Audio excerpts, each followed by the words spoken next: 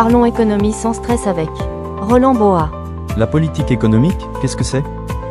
La politique économique, d'abord, c'est tout simplement la façon dont un État organise et pilote son économie pour atteindre des objectifs précis.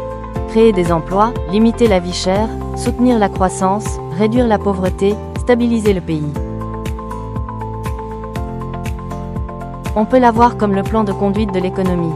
Quand ça va mal, on corrige. Quand ça va bien, on essaie d'éviter que ça dérape. Ce n'est pas de la magie, c'est du pilotage. Pour agir, l'État dispose de deux grands leviers, la politique budgétaire, la politique monétaire. La politique budgétaire, c'est la gestion de l'argent public. Ce que l'État encaisse, impôts, taxes, et ce qu'il dépense, salaires, routes, écoles, hôpitaux, subventions. Quand l'économie ralentit, l'État peut décider de dépenser plus pour relancer l'activité. Quand les finances sont sous tension, il peut réduire les dépenses ou augmenter les impôts. En résumé, la politique budgétaire, c'est le budget comme outil économique. Un peu comme une famille qui ajuste ses dépenses selon ses revenus, sauf qu'ici, on parle d'un pays entier. La politique monétaire concerne l'argent qui circule dans l'économie, le crédit, les taux d'intérêt, la quantité de monnaie. Elle est généralement pilotée par la Banque centrale, pas par le gouvernement.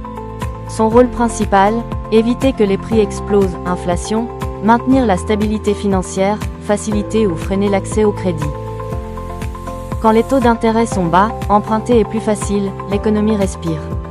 Quand les taux montent, le crédit devient plus cher, on ralentit volontairement l'activité pour calmer l'inflation. La politique monétaire, c'est donc le robinet du crédit. On ouvre, on ferme, on ajuste le débit.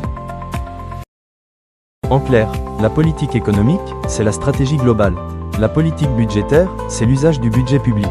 La politique monétaire, c'est la gestion de l'argent et du crédit. Quand ces trois éléments sont bien coordonnés, l'économie avance sans à-coups. Quand ils se contredisent, le citoyen paye l'addition, souvent sans comprendre pourquoi. Comprendre, c'est déjà reprendre un peu de pouvoir.